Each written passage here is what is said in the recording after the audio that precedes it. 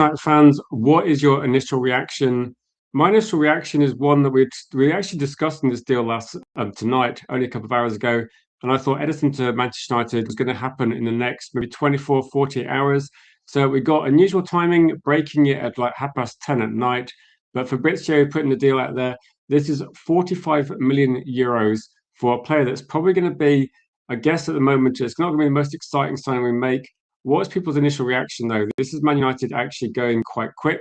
It's the 2nd of June. We got a deal done already. Ederson's going to sign a 4-year deal plus an option. I think he's 26 at the moment, so that's going to take him up to 30, 31 at a time. We're looking at, I think we'll probably get some confirmation regarding salary at some point. And I think the fee is going to be probably about £35 million. There's probably going to be some add-ons. But this is Man United operating quite quickly. What are people's initial reactions? I'm just going to set up to get the, I think change the color on this one. I'll get some people's comments on screen. So let me know what you're thinking as well. This is a kind of unusual time to stream as well. So please, if you can share the stream, that'd be massively appreciated as well. So I'll take a few comments and see what people's thoughts are. My initial reaction is it's good that Man United got one deal done. This is going to probably be the cheapest deal we do. And I'd imagine that this is not going to be an indication that Man United are going to be taking it easy in the transfer window. We got one deal done. I think the Matheus Fernandes deal might be quite quickly done as well. That could be the next one that they negotiate.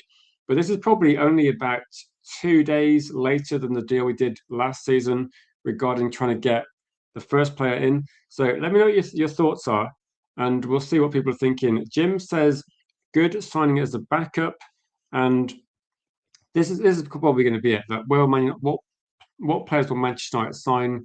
How many midfield players are we going to sign? I think most people think we're going to sign about 3. And if we sign 3, then there's going to be a lot more expensive signings as well. So I would be, I'm not going to be saying I'm over excited about the signing, but we'd have to see how the signing works out. And Rob says, I hope he proves me wrong. So if you think he needs to prove you wrong, what's your initial reactions then? So I think the initial reaction maybe be that you think it's going to be not the greatest signing. I'm guessing from this one. And you're saying it has to be an upgrade on Ugarte. But I think if you're looking at Ederson, you have to look at what's he done at Atalanta in the last couple of years. And it's going to be a big upgrade on what we've seen in the past for sure. And so is this Travis saying you think he's rubbish? What's your justification for that then? Like clearly, I'm not going to say it's the most exciting signing, but I think if you're watching Atalanta, then the difference is going to be that he's going to be better on the ball than Ugarte. You're going to look at a mobile player, and also how many games do you think Ederson's going to start at Manchester United? We're talking about a £45 million deal here, of say 45 million euros. So we're not even talking about £40 million. We're talking about a 35 million, some add-ons, a salary of about 75k a week. This is probably about as cheap a deal as people can do. So I think, unfortunately, in the comments at the moment, there's not many people. So I'll have to put in the opinions I've heard of other people that do like him just to provide some balance. I think in terms of like what he does at Atalanta, people that do like him say he's very physical. If you imagine Fred, but someone that's actually more composed on the ball, I think he's going to be levels better than Ugarte was offering as well. So again, I'd say if you're negative about the deal, then you need to be somewhat open-minded because again, there must be a reason why Manchester United is signing this player. He has got a lot of experience. I think statistically, the numbers are not going to be that impressive because Atlanta have been selling some of the best players as well. So when Lookman was there as the figurehead of the team, I think we saw way better performances as well. I think we saw a lot of improved performances then.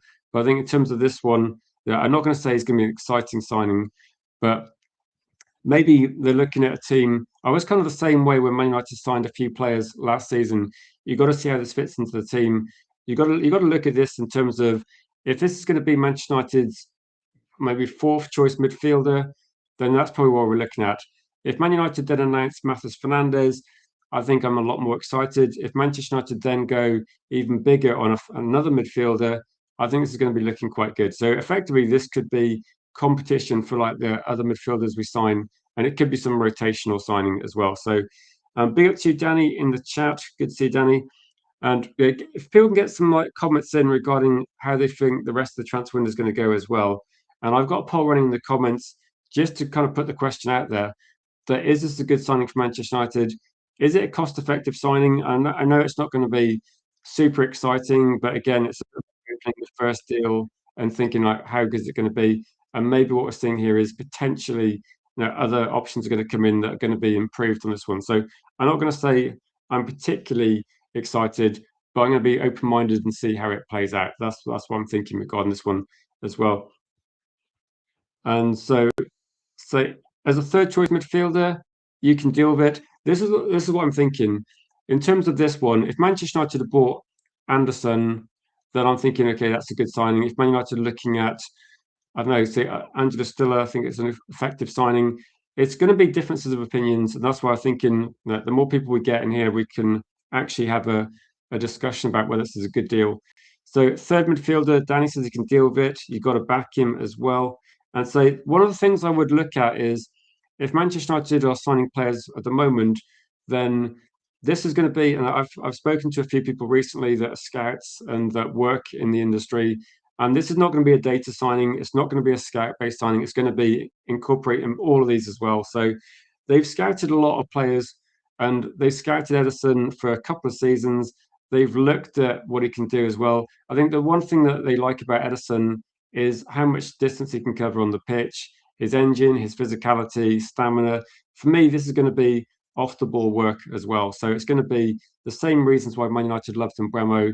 And yeah, in terms of backup, if he's going to be like a fourth choice, he's going to be an upgrade on Agate, an upgrade on Toby Collier as well. So I'm saying that with the Le Mans deal, yeah, I think it's going to be an interesting one. I'll big up to you, Jules, as well. I was hoping that you could provide a few opinions just to provide some balance because I know there's a bit of negativity on social media regarding this player.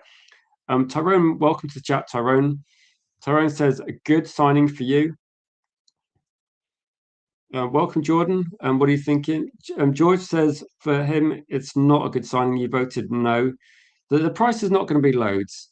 And so every player in a squad needs to be good enough for the first team.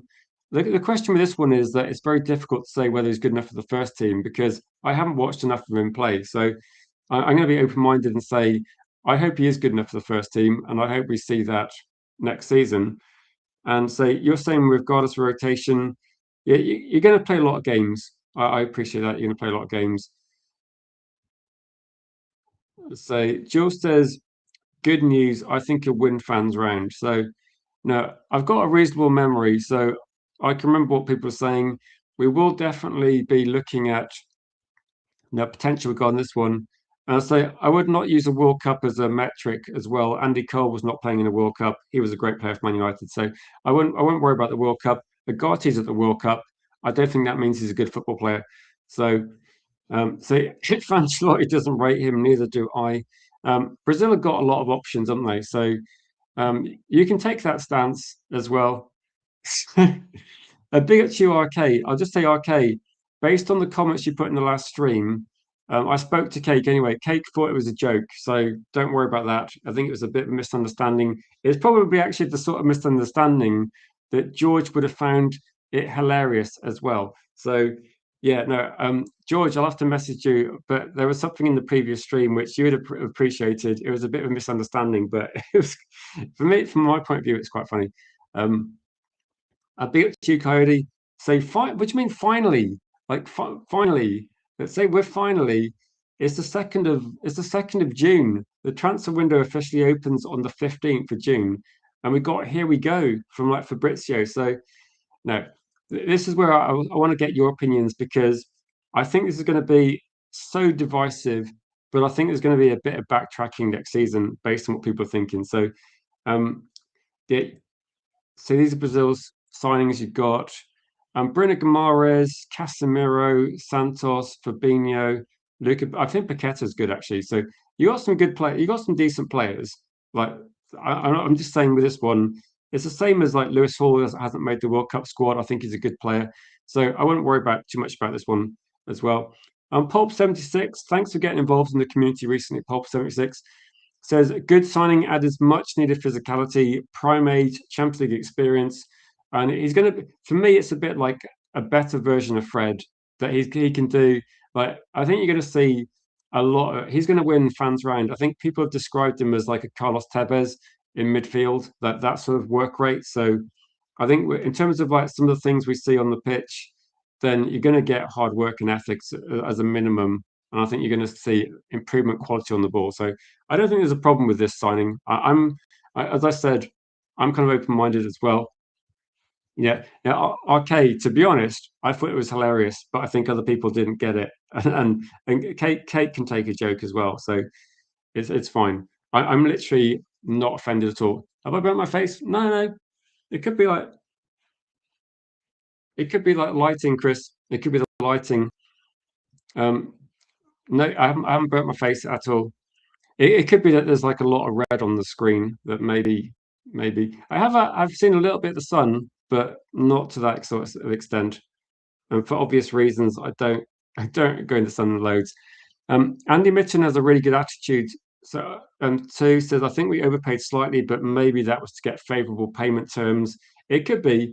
I think the running cost of this deal as well. If you look at the deal, like I think everybody looks at the transfer fee, and the transfer fee is about 35 million. But with the salary of about 75k a week, we're looking at what's that going to be like just over 4 million a year. So the cost of this deal is pretty cheap, and it ticks the boxes that I like in terms of experience. So if you're going to have Kobe Mainu and you're going to have Fabinho, I actually, I actually thought Fabinho had retired as well. So no, I think if Man United are going to build a midfield, and we're looking at young, experienced, young, so kind of like not inexperienced, but we're looking at players that don't have the loads of experience. I think Ederson's going to come in and provide that. So I think there's going to be some positives regarding this sort of deal as well. Yeah, I think I'm not saying he is Carlos Tevez, but he's going to have that sort of energy around midfield. I mean, Carlos Tevez was apart from the obvious qualities, he did put himself around the pitch a lot as well. I'll just say, George, that just let me know what you're thinking. In maybe with Ederson, give him like a month, watch a few games, and then have a look at what he does. One of the things he does do in terms of defensive work is pretty similar to Elliot Anderson in terms of he will put in a lot of challenges, he will win the ball back a lot, but he is actually quite good in terms of attacking as well. So one of the things that he is, you can argue that maybe he's very good at a lot of things, but is he going to be world class? No, he's not going to be world class, but he's going to be. Certainly, he's going to raise the baseline of our team. So, in terms of like who's our worst midfielder, we could have had like Toby Collier and Agate not getting in the games much, and we could be looking at maybe the worst midfielder is going to. If he's our worst midfielder, I don't think it's the worst. I don't think it's that bad. I think honestly, I think he'll win fans over. I think fans that are negative now will win. He will win people over somewhat.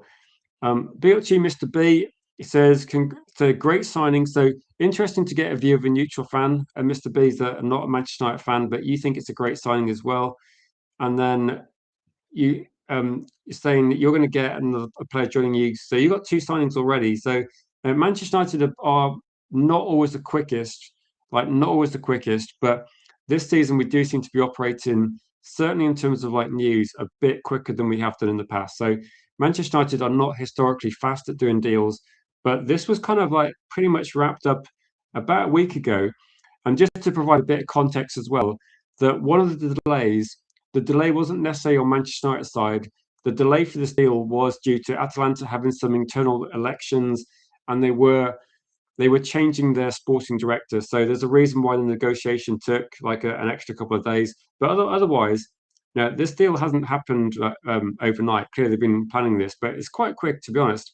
For Manchester United, if we then look at Matheus Fernandes, and I talked about this deal probably maybe a couple of weeks ago, as long as that, and I said, look, this is going to happen, whether you like it or not.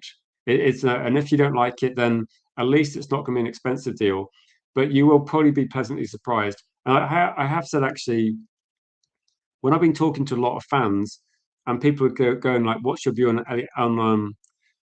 Ederson?" My view is going to be, look, when I speak to people that watch Serie A, they're very impressed with Ederson. Okay, I can't say too much because I haven't watched a lot of him recently, but I think a lot of people talk about the Atalanta team and say when it was firing a couple of years ago, Ederson was maybe the best player on the pitch when they won the Europa League 2 years ago. And since then, the team has been broken up and he's got worse players around him. So I think maybe a bit of a renaissance, possibly. But there is always going to be a little bit of doubt because the Premier League is not Serie A. So there's always going to be a little caveat there. But I think overall, then I think it could work quite well. Yeah, no, this kind of broke just as I was wrapping up the last stream, didn't it? So unfortunately, we didn't get to cover it as well. So maybe I'm quite pale to start with. So I look like Rorschach from what I honestly do not know if that's a compliment or an insult, Chris, but I'll take it as a compliment. If that's now, big up to you guys in the chat. So Bruno Fernandes and the rest of the squad are going to love Ederson. When I was talking on the stream, the earlier stream we did today, and my thoughts were going to be like Bruno Fernandes, we got attack kind of sorted out. I think we need to get players in the team now that are going to protect the ball when we lose it. They're going to win back possession. And I think if Ederson does that, attack-wise, we got enough in the team with Bruno Fernandes and Sesko, Cunha, and Buemo, etc. I think having someone like Ederson in the squad could be quite a useful player in terms of like protecting the back four, winning back possession, making it difficult to sign. So I think there's a lot of positive in this deal. Again, he might not be playing as many games as people think. It might be that he does because he's good enough to play there. So again, it fits into our wage structure very nicely. And welcome to Mrs. Wayne Official. Good to see you in the comments. Which player do you think we might sign quite quickly then? So I'm completely right. We haven't been burnt. No, we have been burnt before buying a player from Atlanta, but we bought a player that Rasmus Højlund was very, very inexperienced. And I think Ederson is, he's a very different player. He's somebody that, if you look at Rasmus, the things that Rasmus wasn't good at, he wasn't physically strong, he wasn't positionally aware, and these are sort of things that it doesn't matter which league he played in, it was definitely not great. You think Ederson will do well? Cody saying, I didn't want him at first. Do you know what? When I first heard about the story a couple of weeks ago, I was like kind of a bit 50-50, and I was like, okay, I'm not particularly excited. But once you kind of think, right, some inevitability about it, I was looking at the data and looking at some numbers and thinking, actually, I can see why Man United are going for him. And when you look at scouting reports, you go, I can see why they want him. I can see the reasons why they go for him. And it makes sense in terms of what Man United are looking at trying to do. And say, is it confirmed 75k a week? So I don't know if it's been confirmed. That's kind of what was being put out there in terms of like a lot of information. So Italian media, someone said Italian media quote wages post-tax, so it could be a fair bit higher. If it's after tax, then I guess maybe it could be like 120 or something. Whatever happens, I don't think it's going to be like 75k a week at Manchester United would put them in like one of the cheapest. Like I think Dorgu got about 30 to 40 initially and might get up to 50. So 75k a week would be extremely low for Man United players. So if it was like 125 or something like that, I think still it would be pretty low. It'd still be less than we're paying Mainoo. So it's about what, less than a third of what we're paying Casemiro. I don't think it's a big problem as well. Let's say tomorrow Carrington's going to be full of kids trying to get an autograph because the medical is going to be 24 to 48 hours. Are you gonna be joining them, Vincent? Are you gonna get a picture of him tomorrow? So the only way this makes sense is if we also sign Anderson. So this is kind of where it gets interesting because there's been a few rumors put out this evening by a few people I know saying that is there a chance that we see Man City walk away from Anderson because they think it's too expensive? And if you look at these two players, in terms of what they do on the pitch, they're actually quite similar players. So Anderson, for me, that you can probably look at the numbers and say Ederson's doing something similar, but in Serie A. So I can see your point here, and it would make sense if we're going to get Anderson because maybe Ederson's just a backup, and Anderson would be the key signing. He would be. No, if we announced Anderson, we're going to have to spend a huge amount of money. and it would be an exciting signing. And people wouldn't even realise Ederson was in the squad the day we signed Anderson, would they? It'd be very hyped about Anderson, but it would make sense in terms of if you want to have a backup player that can do maybe what the first team player is doing, obviously not to the same level, but it might work in terms of playing the same sort of brand of football. So it could be. It could be. That's what I'm saying. This is going to be the cheapest deal, and maybe that's maybe we're looking at the wage bill, maybe we're looking at the overall package. Because if you consider a cheap salary with say 45 million euros, which is about what 35, actually no, it's probably close to what 36, 38 million pounds, and you're looking at spreading that over a few years. Maybe the deal is going to be quite cheap overall package. So maybe that does mean we've got more leverage to get an expensive deal like Elliot Anderson, because Elliot Anderson would be a really expensive deal. Nottingham Forest are not going to be. They're going to be. I think they're going to be very awkward, and I would not be surprised if they dig their heels in and Man United would have to pay quite big. I don't think 120 would be the amount, but you never know. It could be a surprising figure. So I'll just say that. Big up to you, Matty. And thanks people for finding the stream. This is kind of a quite unusual time for me to stream, so it's not going to be a long one tonight. So maybe like another 10 minutes just to get everyone's comments as well. Matty says Ederson is a solid signing, and End the Madness. You were like spot on with predictions last year in the Madness, so be careful what you're predicting because you'll get people's hopes up true as well. I think he's going to be again, if he comes in and raises the level of the squad as a physical presence, this is something that Man United need. Like we need to be intense on the pitch from minute 1 to minute 90. If you look at the players, if you're going to have Elliot Anderson running around the pitch like a crazy man for most of the game, and you can bring in someone like Ederson to do the same sort of work, I think that for me that's going to be positive. Because I think Elliot Anderson is capable of playing 2 games a week, but you've got to also look at sensible rotation, try and keep players on their toes a bit, and try and manage people's minutes over what is going to be quite a long season. I think this gives Michael Carrick good options, but again, a lot of this is on who are the next signings going to be as well. Big up to you, Ducks. Good to see you in the chat. And say, yeah, Matty, you're happy with the price? Then the price for me becomes it's really different when someone says, right, are you happy with the deal? A lot of it's going to depend on what happens next season. So I can look back with hindsight now and say Lamans was an amazing deal. Like Lamans for 18 million, absolutely fantastic business. And this one, honestly, we could be sat here in like 6 months' time saying what a great signing Ederson is. In the same way, we could also sit here in 6 months and say, actually, it didn't work out as well as we thought, or maybe for people that don't think it's going to go that well, it was underwhelming. So it could go either way. I'm not going to say it can't, but the worst case scenario for me is it's not a bad deal. Worst case scenario, you could sell him on and say you'd have to comment on the old stream letting you know Ornstein tweeted deal done. It must have just been bad timing.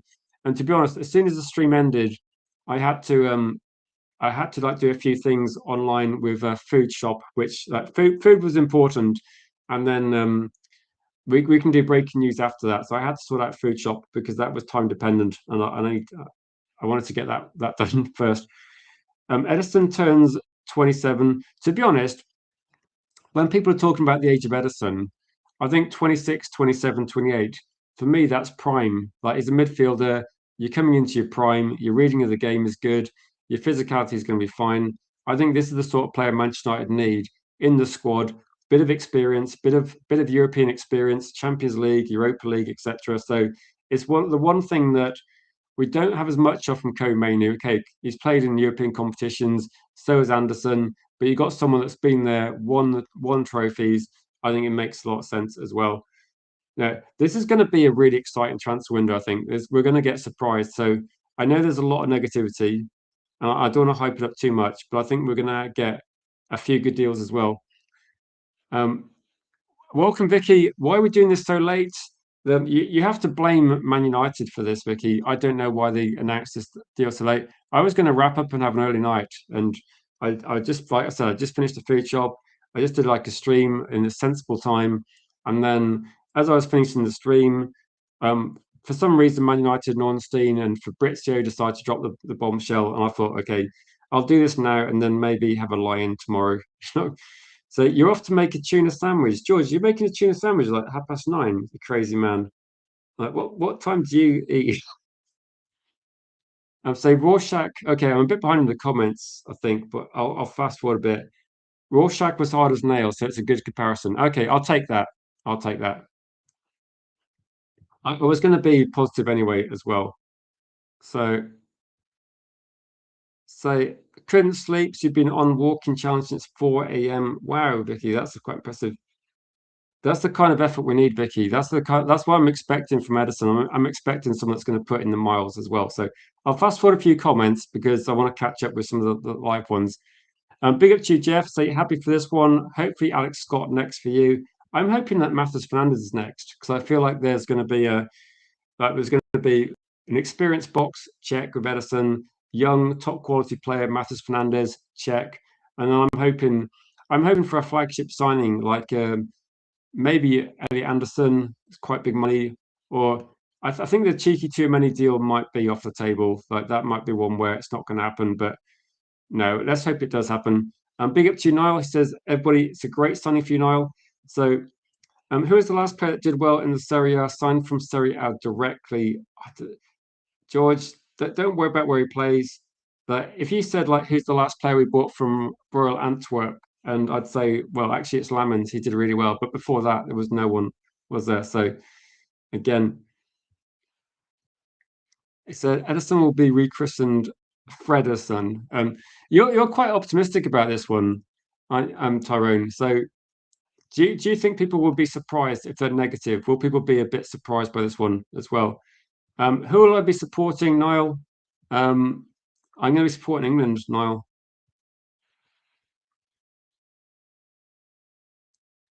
Um, let's go for some of these ones as well. So Hackney apparently going to Everton. I think Hackney's off the table, to be honest. I think Hackney's not going to be, yeah, it's not going to be coming to Manchester United. I think Hackney might have been potentially an alternative for Ederson if you're looking at the cheaper end of the deals as well. So Panama, I don't know. There's going to be some unusual World Cup matches, isn't there? I feel like there's been a couple of small villages have somehow got into the World Cup, but we'll have to see how these games pan out as well. I will be doing watch longs for maybe every match as well. I've got an insomniac on board that's going to do the very late matches, so something for everybody. If you can't sleep at night at about 3, 4, 5, 6 a.m., then there will be a watch long on the channel. It won't be me at that time of night, but it will be someone else. Agile Beast, big up to you, says not your dream signing, but we do need bodies in midfield. Yeah, I agree. I agree. It's a bit of a compromise, I think, for some people, and in terms of this one as well. Yeah, in terms of like what we're trying to do as a club. So let's see. I'm a bit behind in the comments, so I'll just. um, City want Garnacho. You got to be joking me. I can't see Man City buying Garnacho as much as that would make me laugh, but no, I don't think so. I'll say with Man City, they're playing. Say now Pepper's gone. They want every player every other big team wants. No one wants Garnacho, do they? No, I think with City, I think City are kind of in a bit of desperation mode, to be honest. Say late night, late night is your prime time. Okay, well, there's going to be a lot of prime time streams then for you, Jeff, because we're going to be operating on American time for a little bit over the World Cup, and I think we're going to basically G's going to do a lot of very late night streams because he's going to be up at that sort of time. But the stream will be the channel might be moving towards not a 24/7 channel, but there's going to be loads and loads of stuff going on. Do I think Carrick will win a trophy next season? To be honest, Manchester United are always in the mix for something. Like in terms of like, could we win a trophy? I think we could definitely win a cup. Like, there's no reason why we can't win something next season. But I would never predict we're going to win the league or the Champions League. I think there's no reason why, if we can have a season since January where we've beaten City, Arsenal, Liverpool, like we can go on a cup run for sure with Carrick. I wouldn't be surprised. But it's going to be down to a bit of luck, isn't it? Whether you can lift the trophy. But we should be in the mix for domestic trophies for sure. Instant Agati upgrade, says Cake. I'm so happy. Is Agati leaving going to be the next deal? Possibly. That could be something that happens. I think maybe we're looking at a few deals coming in, and then we could be looking at this. What number do I think Ederson will get? Maybe we should give Ederson Agate's number as like a, you know, what's happening. Agate, off you go, off you go. He's not in the Brazil squad, Chris. No, he's not been chosen for the Brazil squad. But again, I don't know if that's a good thing or a bad thing. I mean, for me, it means he's like preseason here. It's going to be fine. I don't think it's a big issue, but no. My guess is going to be regarding the transfer window is that Manchester United are going to get the easy deals done first. It's not going to be a priority in terms of like get the best deals done first. It's about Edison's a deal to get done. Manchester United have effectively gone like there was a move from Atletico Madrid. Manchester United gone in there and just got the deal done. Probably, to be honest, about the same sort of money. So I think they've gone in and got a good deal doing there. You hope I'm supporting Scotland and supporting McSauce and Tyler Fletcher. McSauce is like not a Man United player anymore, but I will maybe get in contact with a few people that used to be on the channel. If you remember Connor, he was a Scotland fan. But we'll cover the Scotland games, Niall. I think they're going to be quite late. So if you're around at that sort of time, there will be. No, Gilman was missing out, but it does mean that, yeah, it does mean that opportunity for Fletcher in the squad, doesn't it? But no, it looks like United. The players we're linked to are by four. No, luckily, there will be a watch along for every match, Niall. So it won't necessarily be me doing it, but you'll be able to talk to G Wolf late night as well. So no, there's no chance that Ederson gets injured in the World Cup. Ederson can like be here for pre-season, so it's all good regarding that one. So that's the positive spin I'll put in. Yeah, no, I'll keep an eye on everything. Like to be honest, we'll keep an eye on everything, Niall. Like we'll be following every match, and I'll be getting detailed reports from G Wolf, I'm sure. Busy day, says Mickey. First of many. Yeah, there's going to be. I'm guessing that with transfer news, I imagine that things are going to go quiet during the World Cup. So maybe what we've got now is we've got what 9 days until the World Cup kicks off. So maybe we're going to get news coming out then, and then maybe things will slow down a little bit in terms of like news, and then we'll probably fast forward to like World Cup stuff as well. So let me go through your comments and see what you guys are thinking. If you're able to share the stream on socials as well, always helps. If you're able to click the like as well, that always helps. But it's good to see some of you legends in the chat, considering, for a lot of us, it's UK based. It's, 11:30 on a school night. People are normally in bed. I'm not normally in bed, but I should probably be. Um, in terms of being a squad player, this is a solid and efficient signing, says Matty. Um, I haven't had much from Greenwood recently, but if he gets sold, then that's money in the bank as well, and that's decent money for us. I'm hoping with this one, I'm hoping that there's going to be a knock-on effect. I really hope that the same thing that happens to City that happened to Man United, and it doesn't work out too well. So Carrick Ferguson, say Carrick's at the wheel. To be honest, I think Michael Carrick he needs to probably win some people over as well. I think Carrick will do well, but there's always going to be some skeptics until things happen. Full speed ahead. Fernandez says Pulp 76. I think it's going to be. I think it's going to be offered to Fernandez quite soon, and that my guess is going to be that maybe Man United getting this deal done first.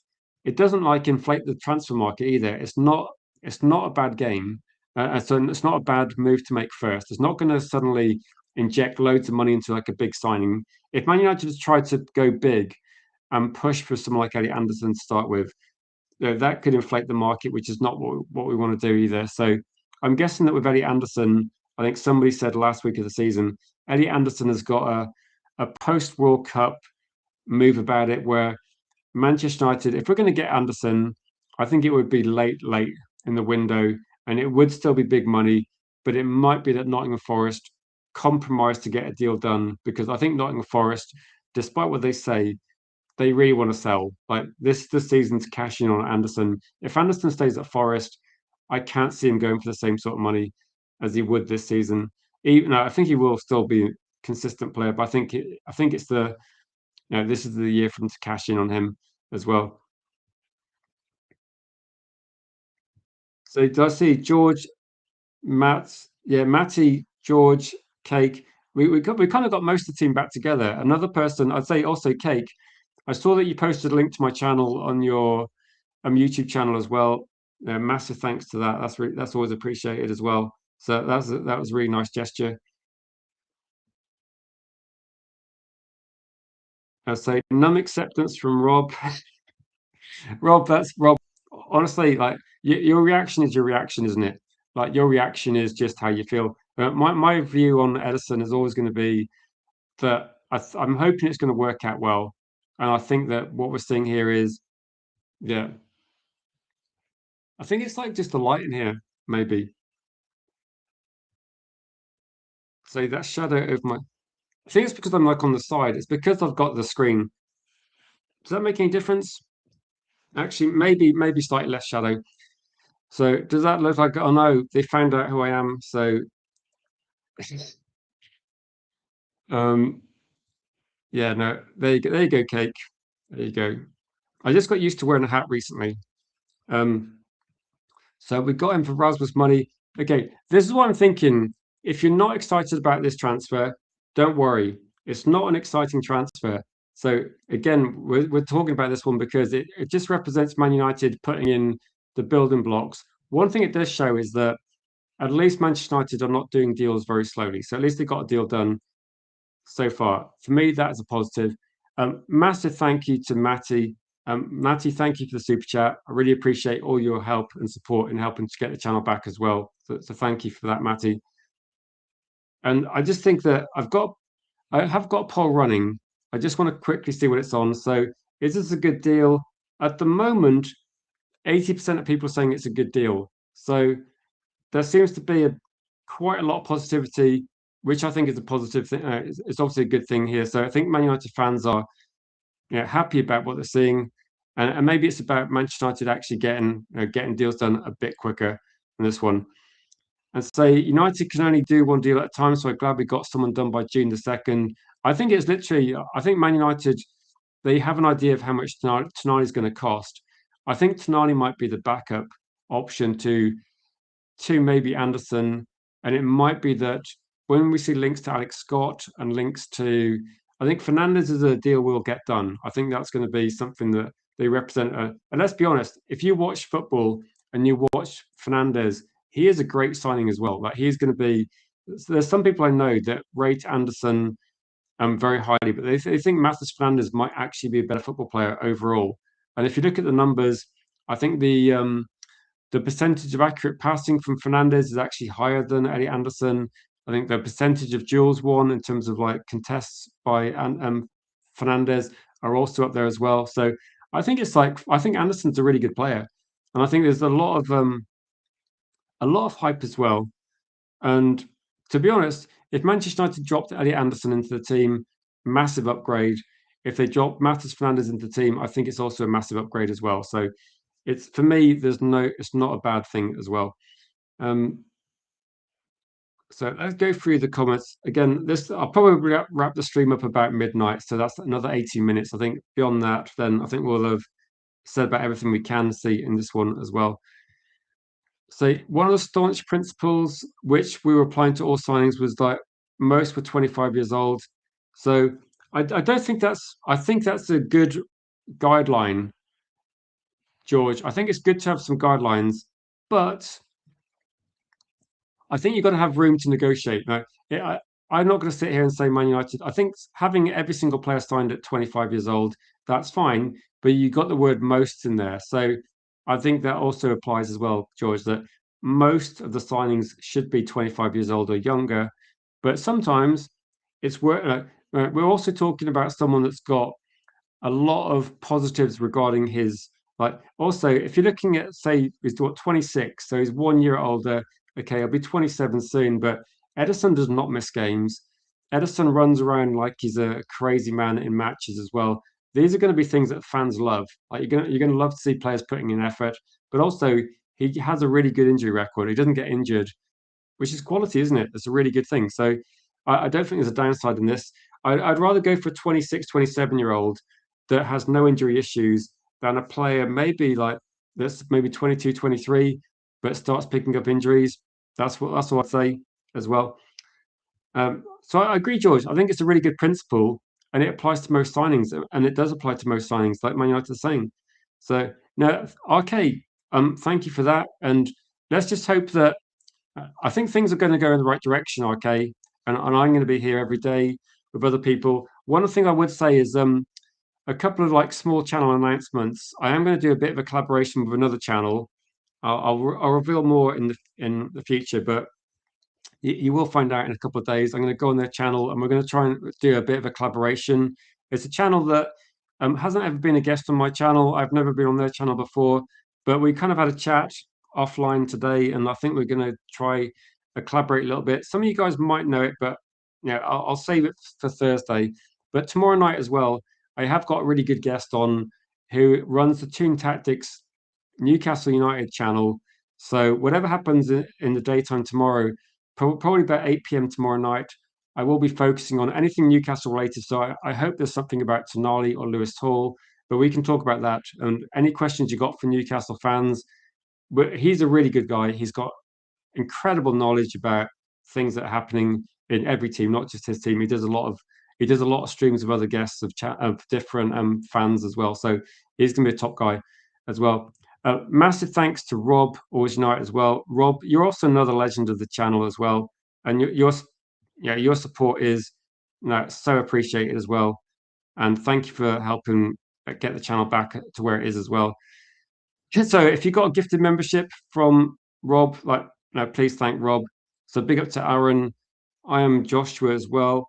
Vincent, good to see Vincent. You got some. There is a lot of good emojis as well on the chat. So please, get involved in those in the comments as well. And Super Arch and Obi as well. Good to see Jay in the chat. So now, big up to you, Rob. So as I said, I'll be live. Yeah, for some reason, because it's like kind of it's not an emergency stream. I mean, I'm not that sort of channel, but because it's like not very well planned, I'd spoken for like about 2 hours with G Wolf, and there was some funny conversations. I was laughing quite a lot.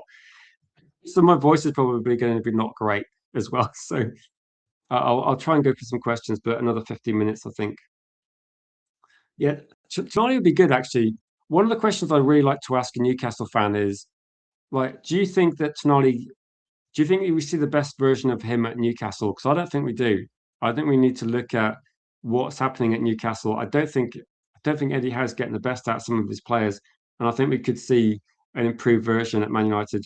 So that's kind of my spin on that one. I know tonight's not for everybody, but I think it'd be a good signing, like really good.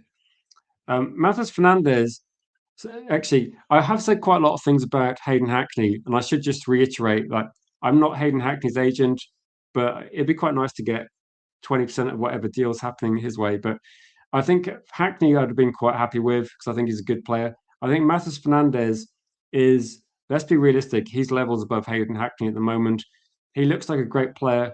My guest earlier today, G Wolf, he doesn't share my view on Matheus Fernandes. I think Matheus Fernandes was was West Ham's best player, and I think he's unlucky to be in a team that got relegated. I think he's a really good signing for Man United if we get him. I think he's going to be, again, one of the things that people say about Matheus Fernandes is he's got a crazy engine as well, but also he's got a lot of quality. He wins his duels, he passes forward accurately. I think he would be a really good signing. And I think if we're getting Matheus Fernandes and Tonali, I'm going to be very happy. If you get Elliot Anderson, I'm happy. So I'm kind of easily pleased as a Man United fan. If we get midfielders in, I'm probably going to find a positive about them because I think we need to get these players signed. Manchester United need experience, as Vicky. I think if we're looking at our team, then I think we've got experience in defence, and we got a few experienced players there. I think losing Casemiro's experience might be one of the reasons why Man United go for Ederson. Is probably the reason. Let's be honest, it's the reason why we're looking at too many. Too many would be an elite signing, but I think it's the too many one. I'm just not really talking about because yeah, he's not going to leave Real Madrid, is he? Like, why would you leave Real Madrid? So he's going to stay there. And then when you look at it, you've just got to, yeah. Is he going to be back up to Mainu? Good question. Good question, Joshua. I think that the difficulty answering the question really is going to be it depends who else we sign, doesn't it? I would imagine with Mainu that I don't see Ederson walking into the team. That's kind of my gut reaction because I think we're going to sign players that will be regarded like more of the first team players than Ederson would be. But with Mainu, I think Manchester United are going to see Mainu as a first team player as well. The question is going to be, I suppose, is if we get Matheus Fernandes and we got Tonali, we're actually giving Mainu a lot of competition here. We're actually making it where we've got a few midfielders that are kind of like evenly matched in terms of like should they be first team players. So I think it's to be honest, I think Mainu is going to be a bit under threat as well from these players, which I think is a positive thing. I think Mainu can step it up as well. And I think that most of the players we're looking at, probably not Ederson because he's 26, 27, but I think we could see a lot of improvements from Fernandes, a lot of improvements from Mainu. And I think with Tonali, we just get a better version because he'll be in a better team than Newcastle. That's what I'm thinking. So yeah, we do need that. For me, experience is always important. That's why I said I don't mind keeping Maguire for a bit longer.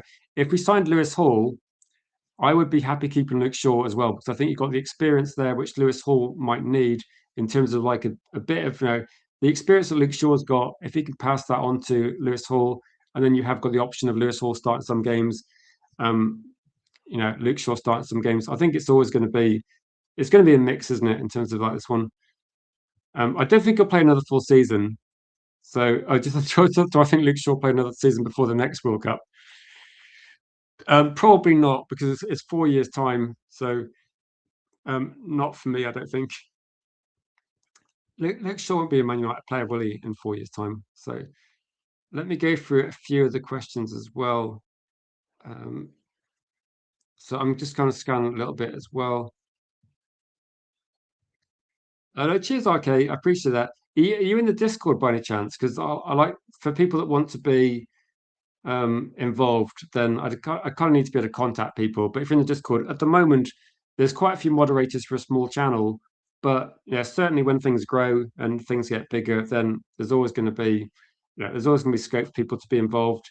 And I think with this one, if you're able to share the stream and you're able to watch the streams and post good questions and things, then naturally, hopefully, the channel will grow that way anyway. So, um,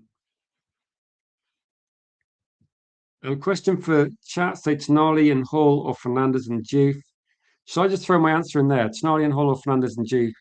Oh, you made it difficult, but actually, the difficulty has got. I think Lewis Hall is a much better signing than Juve at this point in time, and I think Fernandes and Tonali. I'd probably say, look, if I was going to go for one or the other, I think I think Hall and Tonali might be better, although it's difficult, isn't it? You've asked a difficult question, Mickey. It's too late for difficult questions.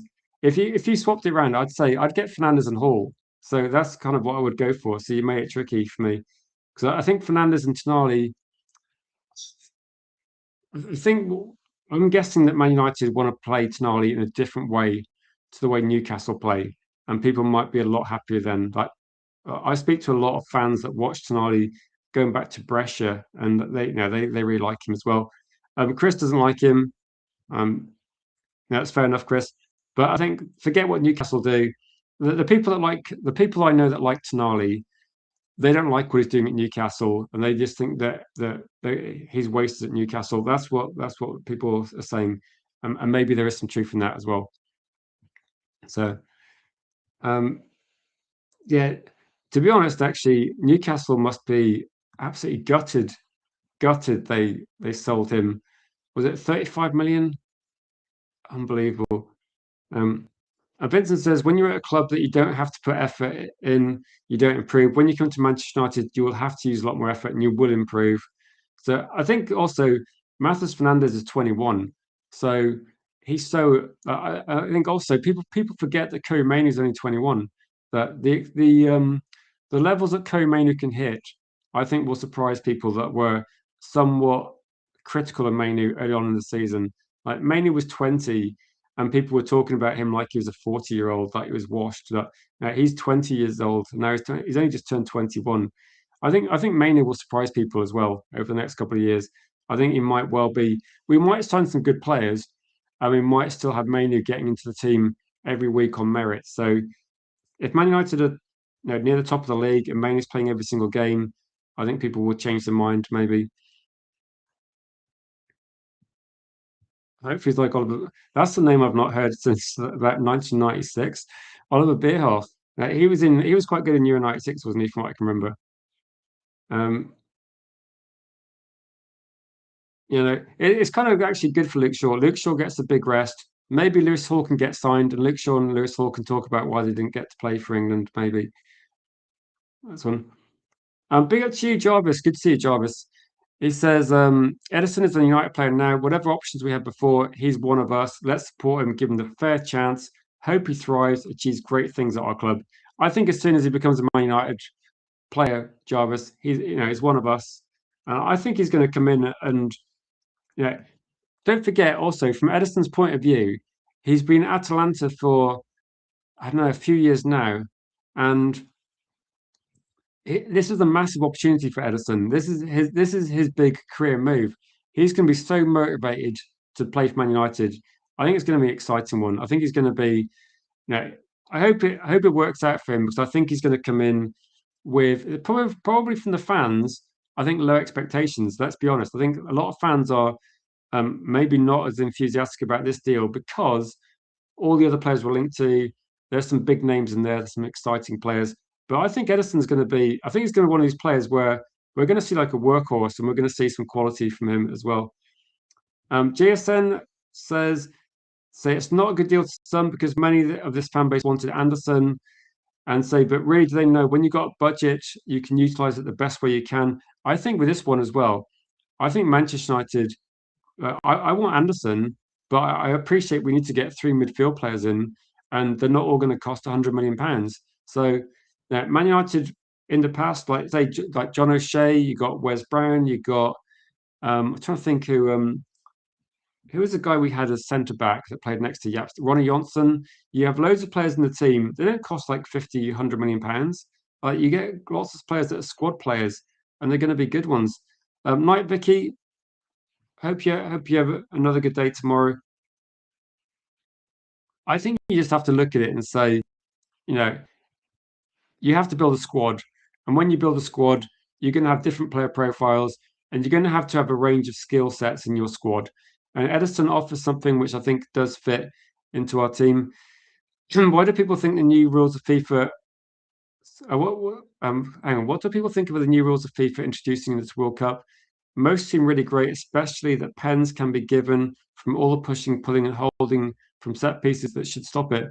And to be honest, I'll have to say I don't know what the new rules that were introduced in the World Cup, so I haven't really focused on the World Cup at the moment. I've been looking at mainly Man United news. So no, if you what I'll do, I'll have to look at some of the rules as well. I mean, we have got a professional referee in the chat in Jeff.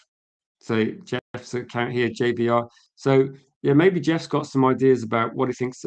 Well, the rule changes is good. I think anything with when the football rules changed regarding the back pass rule, that was going to be for me a positive. So if it's a way of actually making football more watchable and cutting out that rubbish, for me it's a good thing as well.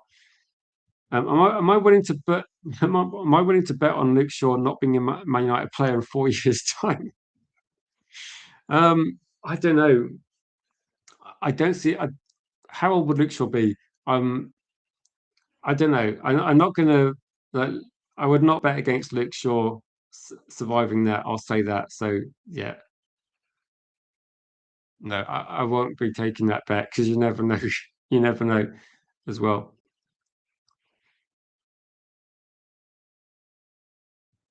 So before we go, say, are we confident with the talks are worried over new pricing because the World Cup and players getting overhyped, playing well for their clubs?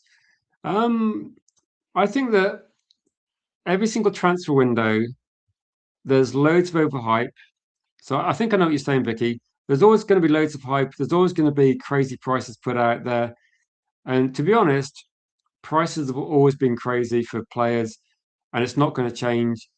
Um, I think with this one that all the prices are hyped up, but also the prize money is crazy, isn't it? So the prize money in the Champions League, the TV deals, so all the money's going up in football. It's the transfer fees are going up as well. So I think we've got in this one that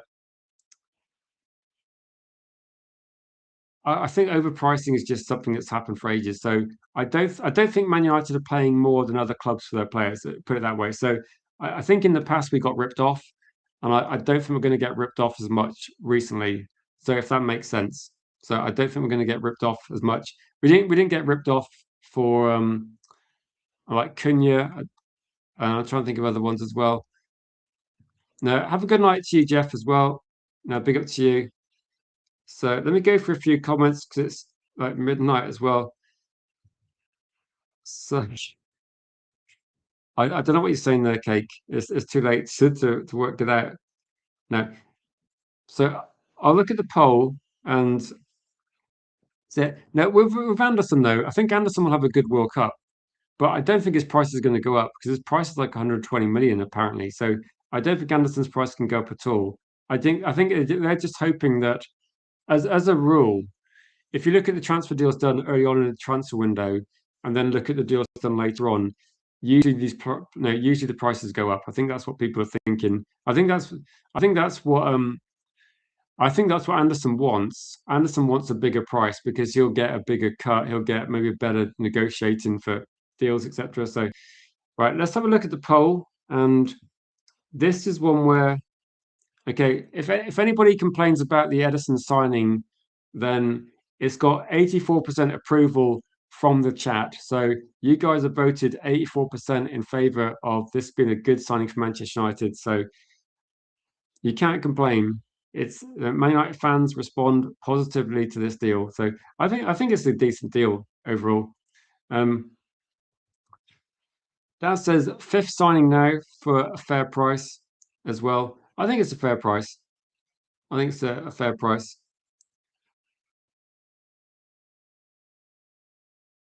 So, anyone got any final comments or questions as well?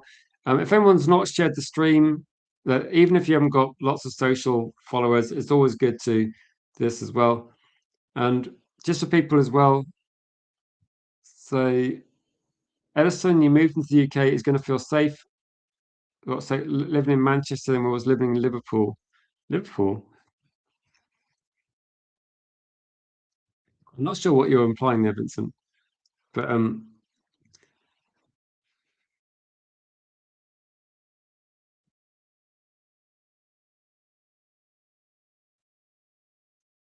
yeah, the problem is you earn your first million and you probably get taxed out of most of it. So Cake says any improvement on Agate is a win. Cake, you made me laugh earlier. I can't remember what your I think it's your menu agenda. Like nearly broke G Wolf, but no, this is going to be I think a cost-effective signing. And how do we judge? Like, just a question: how will we determine if Edison's good? Are we looking at league form? Are we going to see whether is it going to be like? So I don't think Edison's going to be a player we measure lots of goals and assists. Is it just going to be the eye test we look at for this one? Because I was thinking regarding this one because there seems to be more positivity than negativity in in this deal in terms of like in the poll 85% is a big margin, then how are we going to assess if this is a good deal? Like, because I think most of the signings we made last season, for me, they were good signings, and I was happy with how the season panned out in the end. I'm just thinking with this one, like we're kind of guessing, aren't we? So 34 likes. I think 34 likes is really good for like a midnight on a Tuesday.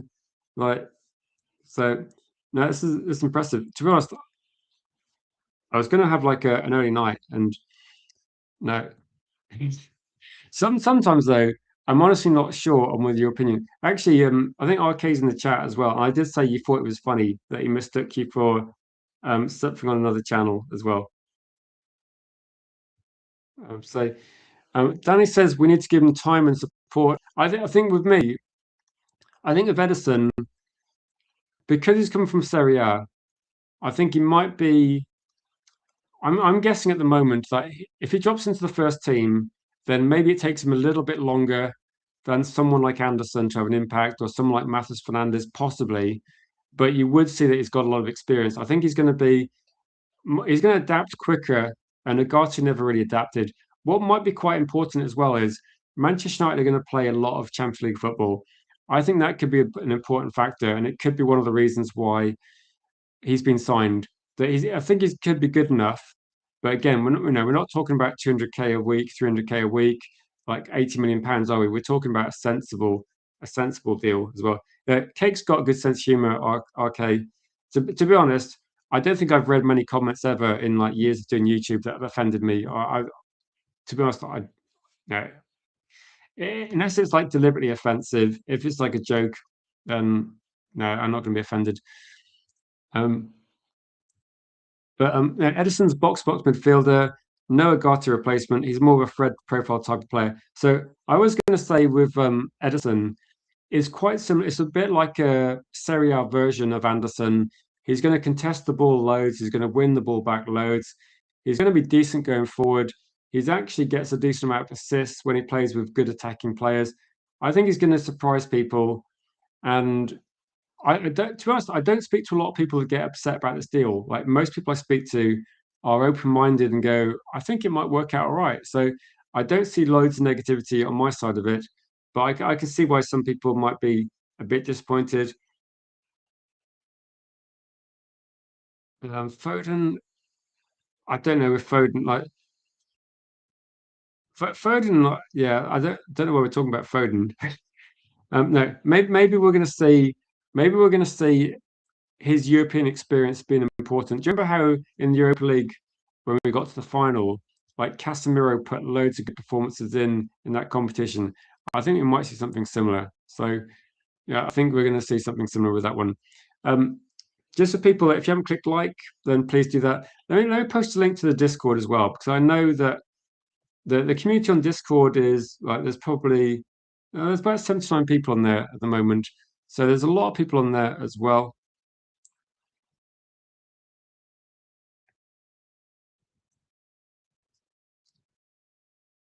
So let me just post something there. I just saw a comment from Modern Samurai, but there's quite a few active people on Discord. I know not a lot of people don't use Discord, but it's getting a bit more active, and we're getting more people on there that do share information. Like if you on the Discord and you're in the chat now, just let people know it's actually quite useful, and people are sharing information there. So that in terms of like RK and people that want to get more involved in the channel at some point, then the Discord there is a way of just like messaging people. So there's a lot of information on there. There's loads and loads of transfer stories, transfer links. There's other things as well. But if you did want to be involved in any way, then obviously I'm gonna have to contact you at some point. So that's kind of one way of doing it as well. It's it's very secure as well. So I'll put the Discord there if people want to get involved as well. Um, I think with this one, Chris, this is where the transfer window could get more exciting. So I said I was going to wrap up at midnight, but you guys have kind of drawn me in with like a couple of questions, haven't you?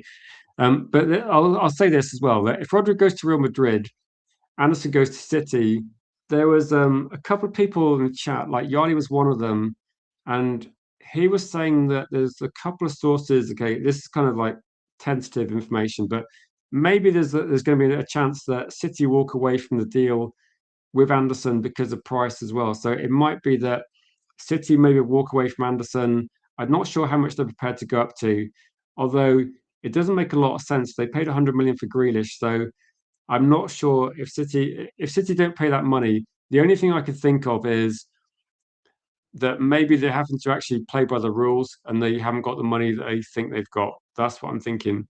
So yeah, exactly. To be honest, RK, I do appreciate your Godfather 2 reference from Michael as well. I do like that one. To be honest, if I keep streaming, my voice is going to get deeper and deeper, so it's going to be a bit like that. No, you try to. That's the thing with YouTube. It's football's a passion, isn't it? And that's why when you enjoy doing something, you kind of just do it more, don't you? And that's why the best football players are the ones that enjoy the game because they it's their hobby and they want to do the best possible at it. So yeah, are you in the UK, Mackay? No, Mackay, I was going to say you're probably Are you in the USA? Because I was going to say it's a bit unfair of you guys. If it's like 7 or 8 a.m., 7 or 8 p.m. where you are, then it's like midnight for me. Um, big up to you, Matty, as well. Keith Slater, I love this game. That's got to be Patrice Evra, isn't it? Patrice Evra, I do have a lot of time for. Quick one from Jarvis. If you had the choice, who you're taking, Matheus Fernandes or Alex Scott? So, good question. Good question. And to be honest, I was quite impressed by Alex Scott towards the end of the season, and he looked really good in the game against Man City towards the end of the season. I can't remember, was that a draw? Or did City lose that game? But Alex Scott looked really good. To be honest, it's a tough one. It's a really tough one, and I'm probably taking Matheus Fernandes, but I do think Alex Scott is good, if that makes sense. So I think Matheus Fernandes, I think, is a really good player.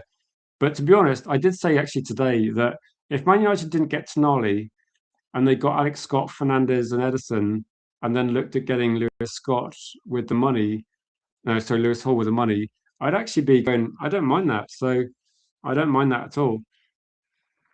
So yeah, again, for me, Jarvis, I'm completely open-minded about these transfers.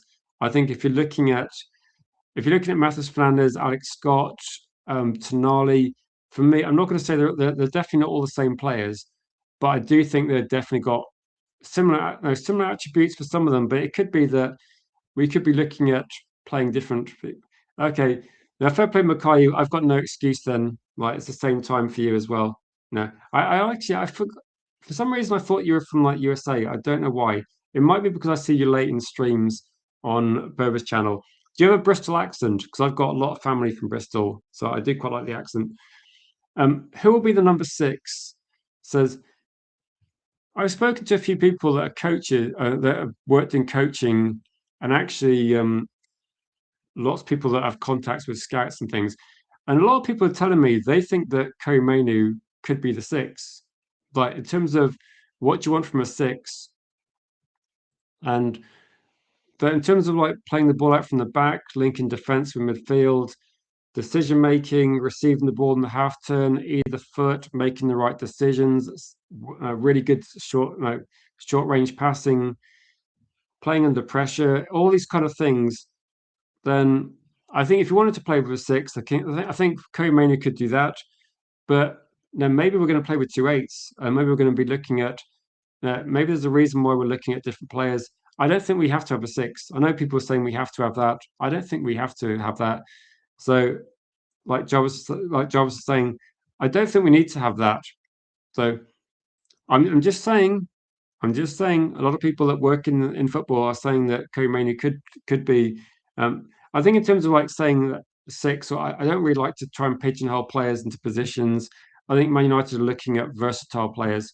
So I think United, we don't need to have like a six or we can have players that are just going to be very good at a lot of things as well. Do I view these midfield signings as critical? 100% midfield signings are critical to Manchester United. We've literally got no midfield.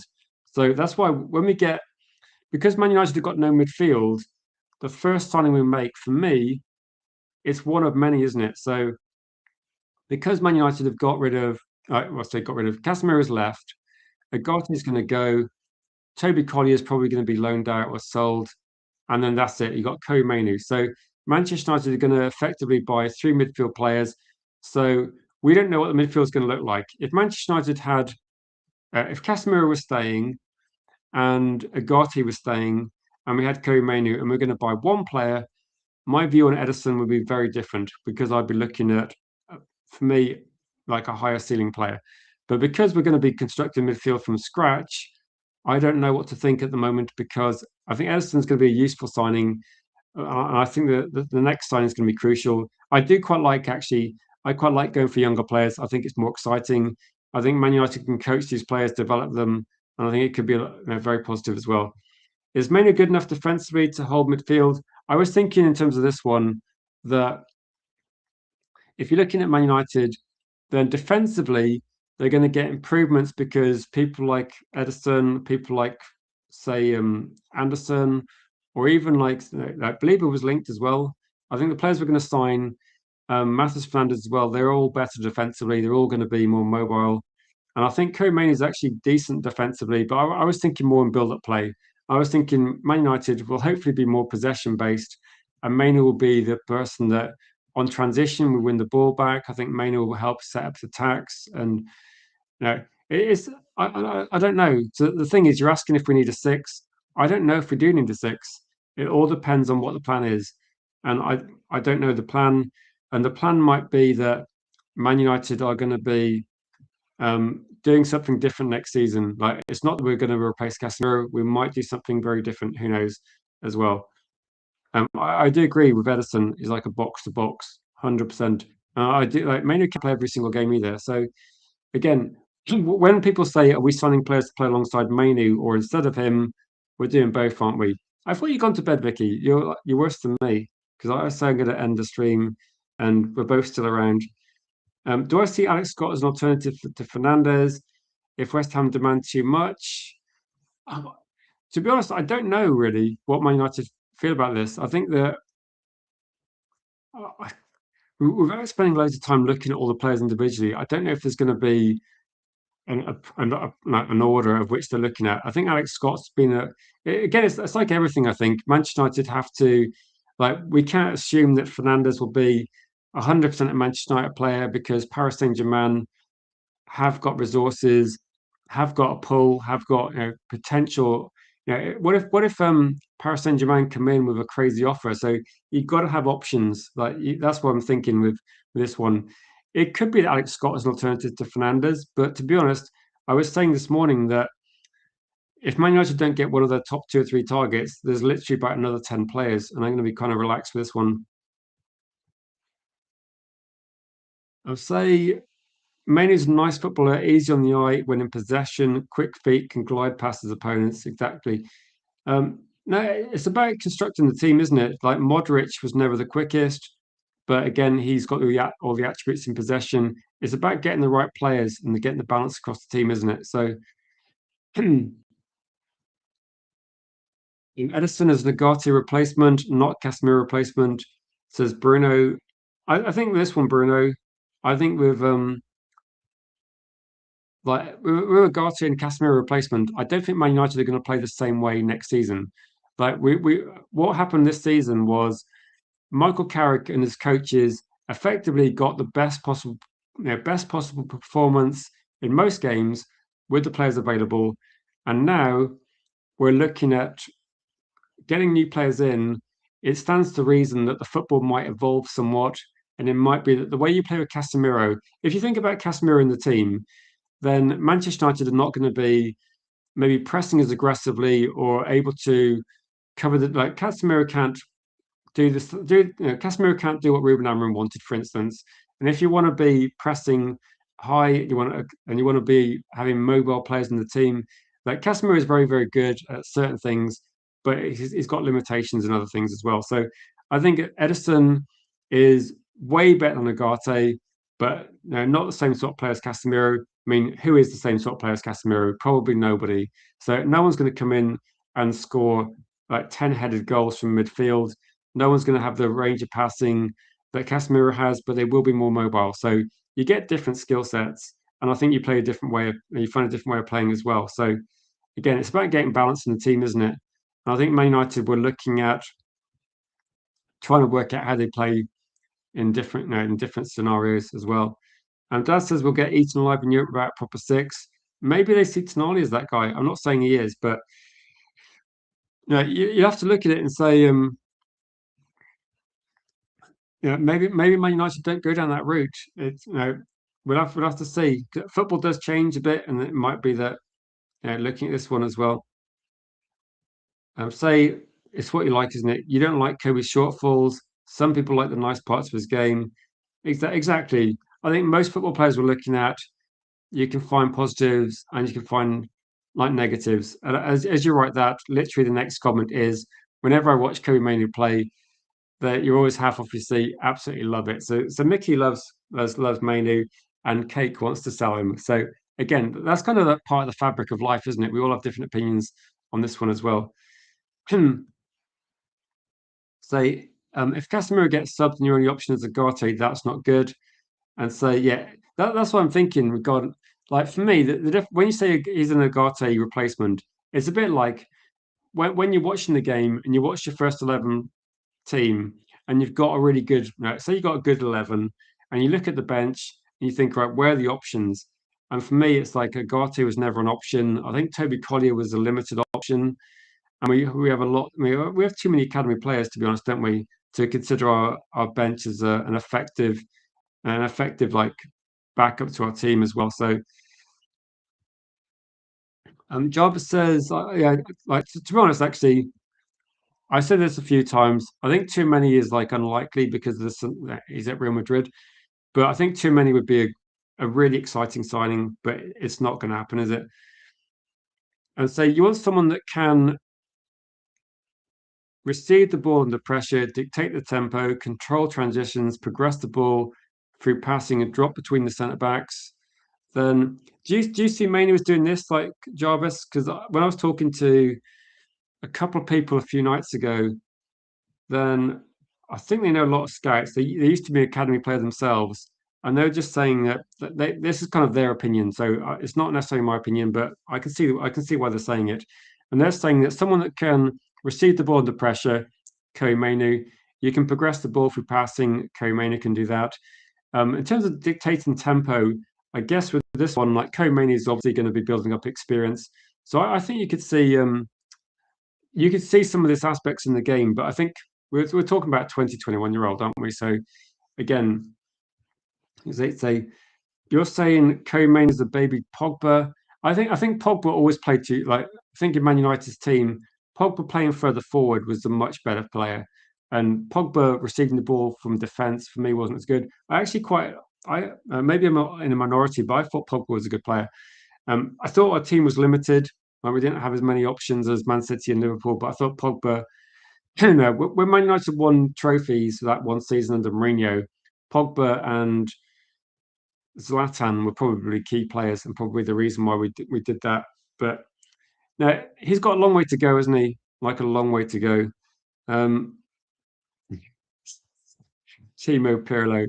Um, so I think with this one that maybe we haven't seen it much recently, but I think with like Pogba, yeah, Pogba was good at driving the ball, wasn't he? Very strong runner, but range of passing good as well. Maybe with Pogba actually not a bad finish in some match game instances. I think to be honest, there were some games when Pogba was one of the best players on the pitch. So yeah, some there. But maybe I think with this one, the one thing that Mainoo hasn't got is Mainoo doesn't have the range of passing that other players have. That's for me something that's going to happen as well. So yeah. No, I think United are looking at. I think we're looking at balance in our squad. That's what we're looking at. So I think when people are looking at individual players, I think Man United are just looking at getting the balance right in the squad. So we're going to have to get a range of profiles in as well. So I think it's yeah. I think there's been a few players in the past that have been played as CDMs that are not CDMs. Like for me, when you look at it, saying like Chris, exactly, Chris. Do you remember when we used to see Scott McTominay receiving the ball from defence and thinking, why is he playing? Like, Scott McTominay was never played like far enough forward in most matches for me. But to be honest, I still wouldn't say that we definitely need to get him back. But I think he was a useful player. Um, so Cake saying, Cake, you're a massive fan of Tonali, aren't you, Cake? You're kind of like what's the word? You're consistent. I'll give you that.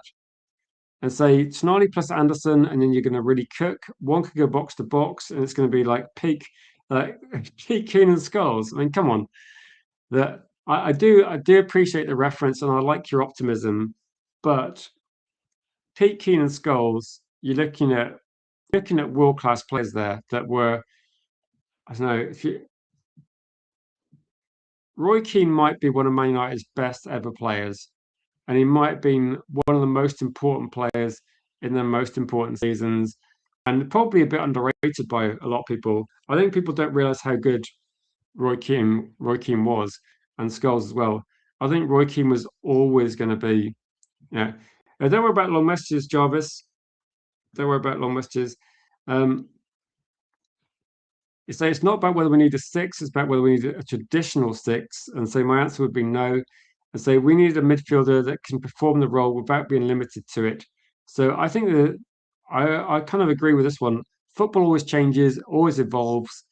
And I think with this one that in terms of this, Manchester United need to be, I think, flexible and that what we're doing in one game, it's like you can do the role of a six, but sometimes you don't need that role, and sometimes you can be playing in a different way. And Man United need to get more adaptable players.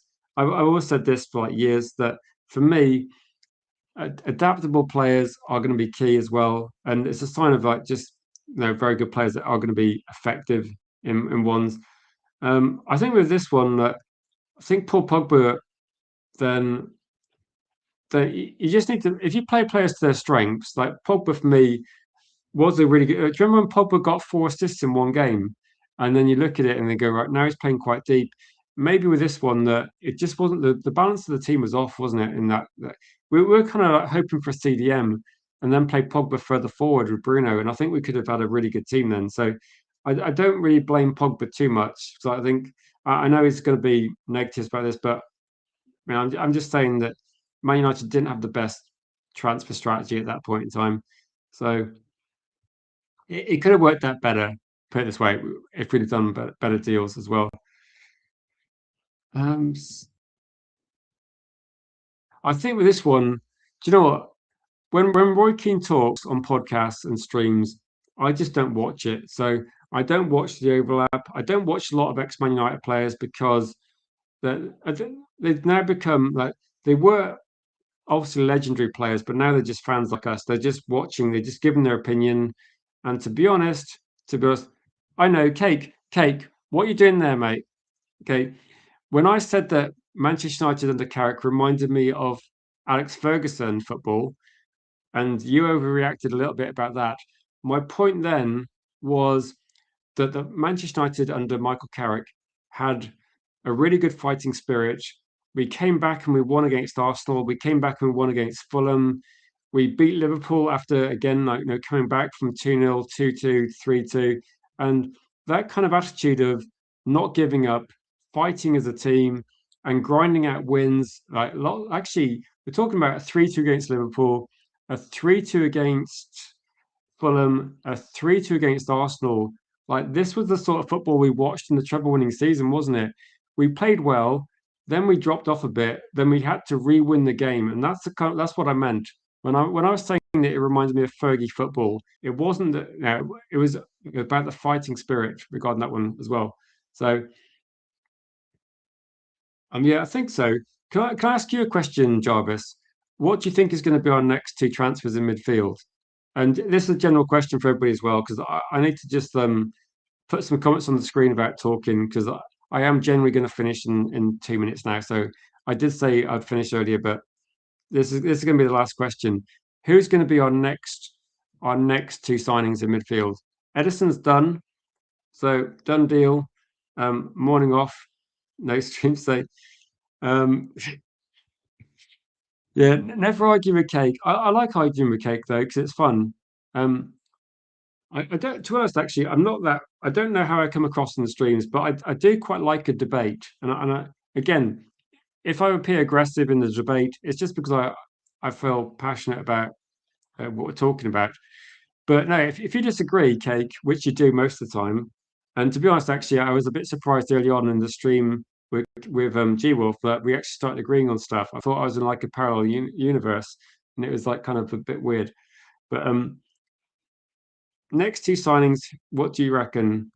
Say, oh wow, so Alex Scott plus Elliot Anderson is that's a pivot from what I was thinking. I was thinking Matheus Fernandes and Tonali because the reason I was thinking that one was Matheus Fernandes. It looks like there's a lot of information on that one, and Tonali was coming out with the same sources that said Ederson was like a done deal about 2 weeks ago from Italy. The same sources were saying that Tonali's going to be, negotiating with as well. So I'm not saying it's going to be my first choice, but I think Tonali and Matheus Fernandes. That's my guess is going to be. So you say Scott and that one. Next signing should be Matheus Fernandes. I think it will be. To be honest, I think that will be the next signing.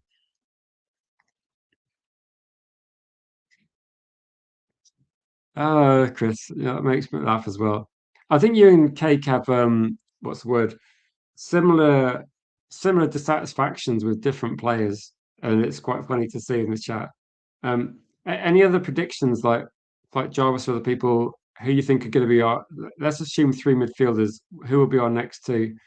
I'm going to guess Matheus Fernandes and Tonali because I think that that's where the most credible news has been so far regarding I can't remember who it was going to be. It was going to be so from what you understand, we're waiting to see what happens with tonight at Newcastle. Also putting pressure on West Ham by exploring the Alex Scott option. So you expect two of those three. I think that's fair to be honest. I think I'd go down the same lines. I think tonight is going to be the deal that United want to do, and I think they want to do the Fernandes deal. So Alex Scott could be another option, and I'd be expecting Tonali and expecting Fernandez, but maybe wondering whether I don't know potentially Alex Scott could be an option there. So it might be a bit of a wild card to be honest. I don't mind it though. I think it's not a bad option as well. So you're predicting Matheus Fernandez and then Scott or Belieber. I think Belieber might have. I think with Belieber, if Belieber was at Bournemouth, I think he might be a Man United player. But I think one of the things I see with I think Brighton are just a difficult club to deal with, honestly. Say good evening to you, Mr. Helgi. So it's lucky I didn't finish the stream early, 'cause otherwise I wouldn't have got to speak to you, Helgi. Any questions or thoughts you got, Helgi? I'm going to be finishing literally in about a minute, so um, you never argue, you just violently disagree. You debate aggressively. Let's put it that way. It's funny though, because everyone's got a different view as well. Tonight would be a bad signing. Um, no. Yeah, it's okay. You kind of made it as an influencer then if you get to influence yourself. So you love Tonali, worried about the character. I think it's fine to have I think it's fine to be concerned about things as well. The upside's there, isn't it? The thing with Tonali is the upside could be there if we get him into a good team. So I think Tonali's kind of playing on like in second gear at the moment. How much would Alex Scott cost? Um, best kind of guess with that one is Man United say 50-ish, Bournemouth say 65. So I don't know, 55 as a guess. I don't know, something like that. I think I'd be surprised if it's less than 50. It shouldn't be more than 60, really, in my point. So yeah, he's got his own mind, doesn't he? That's why you say it. He's got his own mind. You could say he's bloody awkward, but you could say at least he knows his own mind. So I'll go with the least offensive one, Cake, whichever you want as well. So, arguing with Cake in Berber streams is what got me back in. So arguing with Cake is like a gateway back into football. Is to be honest, that Ducks. It's good that you're getting back into football. That's maybe you're doing your job, Cake. Maybe you should be arguing with more people and then sending them my way. Just get them angry, and then I'll just I'll be the rational. We can do good cop, bad cop. You can like annoy people with your views, and then I'll just go. Don't worry about Cake. Yeah, he's just been a bit dissatisfied with football recently, and he's getting back into it as well. Um, So unless something crazy happens, just remember last summer, most of us could went would be Gyökeres or Osman. We went for Sesko, and things can change very quickly. Yeah, absolutely true. Absolutely true.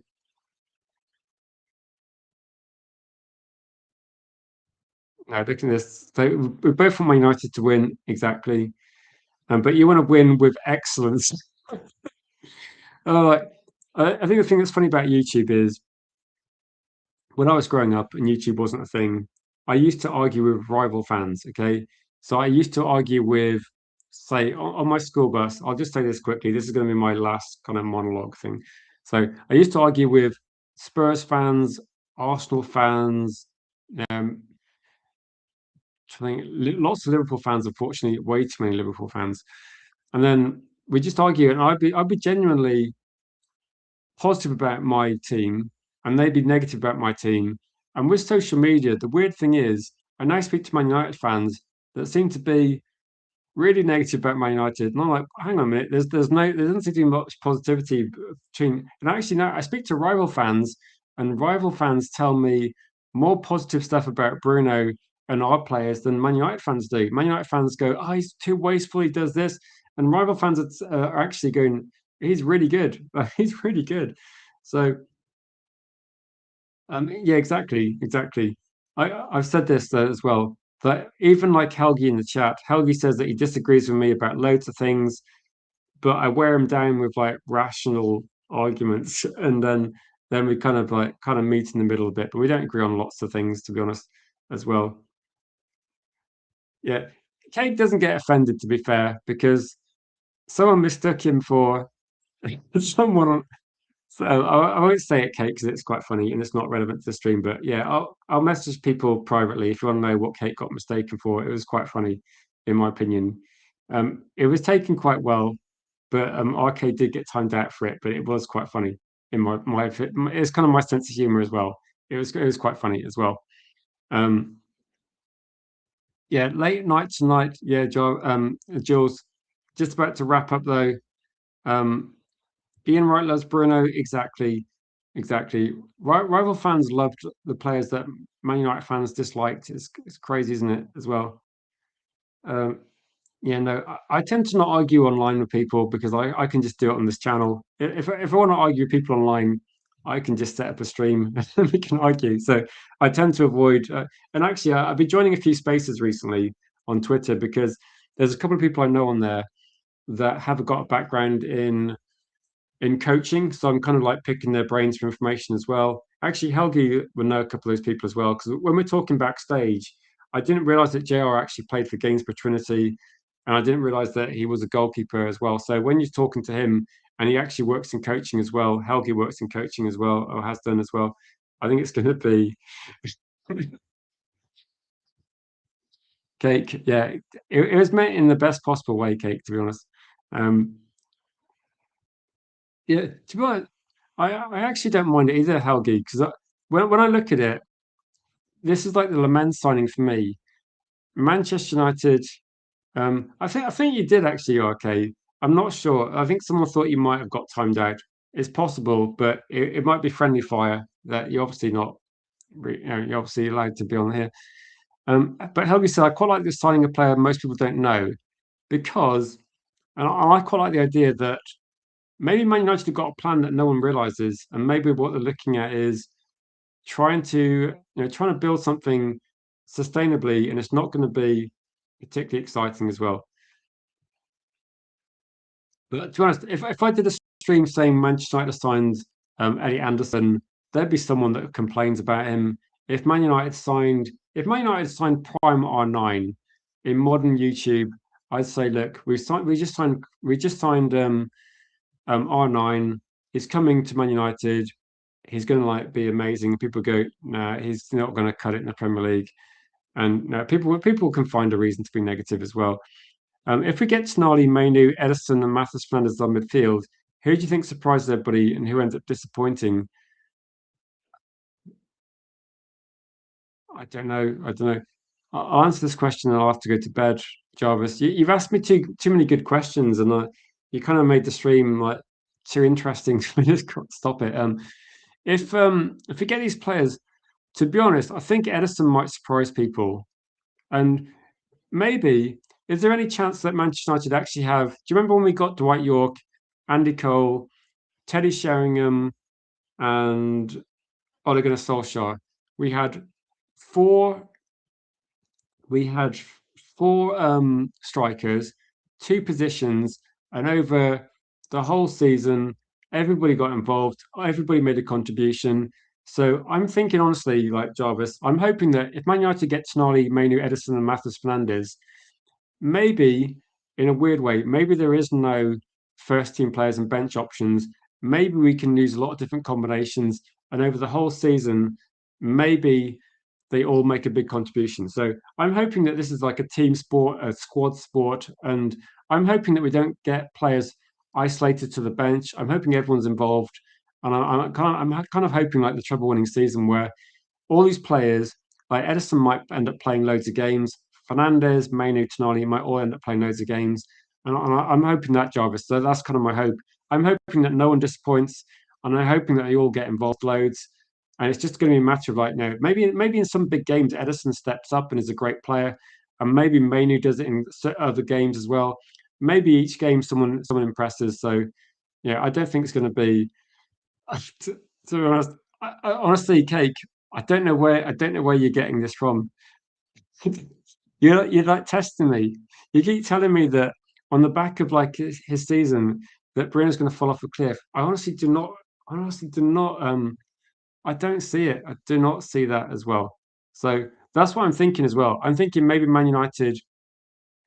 Um, I think with Man United that maybe it's going to be about rotation and it's going to be. I know it's we played 4-4-2, but what I'm saying here is that you have four people, different attributes. Like Dwight York and Andy Cole are not the same football player as Teddy Sheringham, who's not the same player as Ole Gunnar Solskjaer. They're all different players, and they can all play their part. Can you imagine if Man United won a game where Ko Mainu and say Matheus Fernandes are playing amazing, and then for whatever reason the game goes to extra time. Mainu goes off. We bring on Ederson, and Fernandes goes off. You bring on like whoever else is our other midfielder, and we play amazing, win the game. So it could be they all contribute in games. So I think that with five substitutions, it's more of a team sport. It's more of a squad sport than it ever has been, isn't it? The last few years. So I think that's going to be definitely a thing. So exactly, cake is basically Fergie time cake. So you better start enjoying it because it's going to be hopefully a good ride.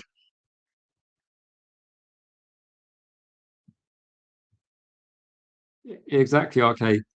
Someone like said I look like someone like the Watchman earlier on. I'm assuming it was definitely a compliment. So yeah.